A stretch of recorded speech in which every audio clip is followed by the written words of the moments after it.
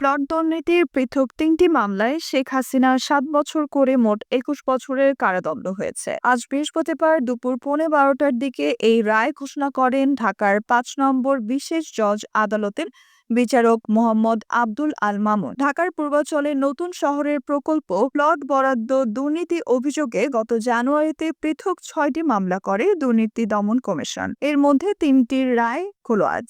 এই মামলাগুলো শেখ হাসিনা, সজীব ওয়াজেদ জয়, সাইমা ওয়াজেদ পুতুল, শেখ রেহানা, টিউলিপ সিদ্দিক, রদওয়ান মুজিব সিদ্দিক, আজমনি সিদ্দিক সহ অন্যদের আসামি করা হয়। পৃথক ৩টি মামলায় শেখ হাসিনা, সজীব ওয়াজেদ জয় ও সাইমা ওয়াজেদ পুতুল সহ মোট আসামির সংখ্যা ৪৭। ব্যক্তিগত হিসেবে এই সংখ্যা ২৩। তাদের বিরুদ্ধে অভিযোগ, ঢাকা শহরের বাড়ি বা ফ্ল্যাট বা আবাসন সুবিধা থাকার পরেও সেই তথ্য গোপন করে তারা আইন ভেঙে দুর্নীতির মাধ্যমে পূর্বাঞ্চলের নতুন শহর প্রকল্পে ১০ কাঠা আকারের ৩টি প্লট বরাদ্দ নিয়েছে।